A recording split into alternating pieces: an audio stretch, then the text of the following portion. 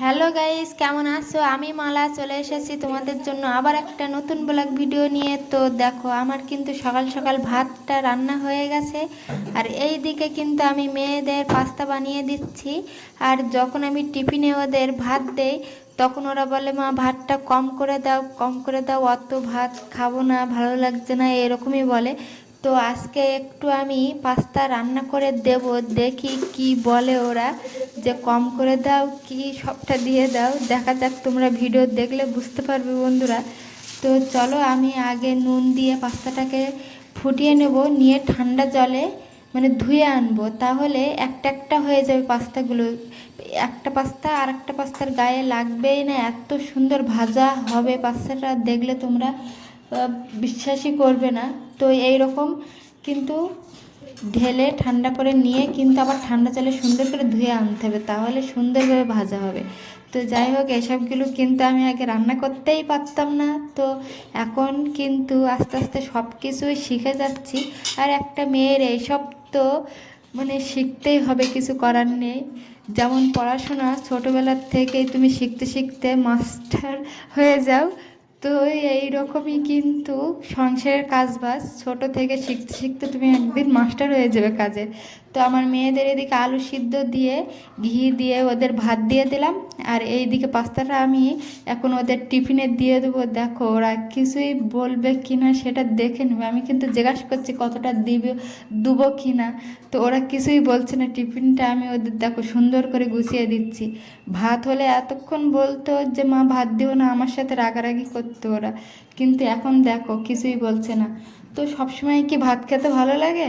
একটু অন্যরকম ঘুরিয়ে ফিরিয়ে দিলে ওদেরও একটু ভালো লাগে টিফিনে।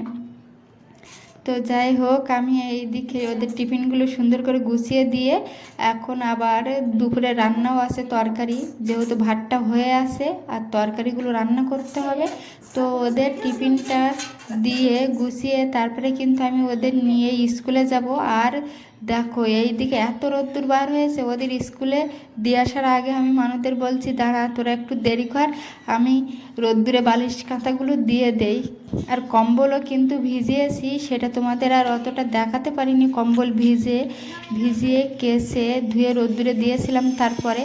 আর বালিশগুলো যা ছিল সব কিন্তু রোদ্দুরে বের করে দিয়েছি। আর এই দিকে কিন্তু আমার মেয়েকে নিয়ে চলে যাচ্ছি স্কুলে দিয়ে আসতে। আর আমার মেয়ে এমনভাবে ক্যামেরাটা ধরেছিল, আমি যখন এডিট করতে গিয়েছি তখনই বুঝতে পেরেছি। কিন্তু তোমরা যদি আমারকে সত্যি ভালোবাসো, তা আমি যেমনভাবে ছাড়বো তোমরা সেভাবেই পছন্দ করবে আর দেখবে। একটু ক্যামেরা ধরায় একটু উলটপালট হয়ে যায়। তো দেখো, মেয়েকে স্কুলে দিয়ে এসে কিন্তু আমার এইদিকে দু রকম রান্না হয়ে গেছিলো, মাছের ঝাল আর এইদিকে ভেন্ডি আলুর চচ্চড়ি। আর শাশুড়ি মা জায়ের ছেলেকে নিয়ে গিয়েছিল পাট শাক তুলতে, বলছে যে এর পরে আর পাট শাক খাওয়া যাবে না। তো আজকে পাট শাকগুলো তুলে আনলাম। এইটা চলো রান্না করে দাও, তাহলে ভালো হবে।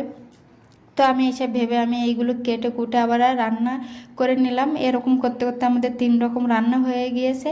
তো আমার এই ব্লগ ভিডিও যদি তোমাদের ভালো লেগে থাকে, অবশ্যই লাইক, কমেন্ট, শেয়ার আর সাবস্ক্রাইব করে তারপরে কিন্তু পাশে থাকতে হবে। টাটা বন্ধুরা। তো চলো এখন রেখে দেই, আর দেখাবে আবার পরবর্তী ভিডিও নিয়ে। সেই পর্যন্ত তোমরা সুস্থ থাকো, ভালো থাকো। তো দেখো, এই দিকে কিন্তু আমি কিভাবে পাট শাক বাছতে হয় সেটাও কিন্তু জানি না। তো আমি এইভাবে বাছছিলাম, আর শাশুড়ি এসে বলল যে এটা একটু ডগাগুলো কেটে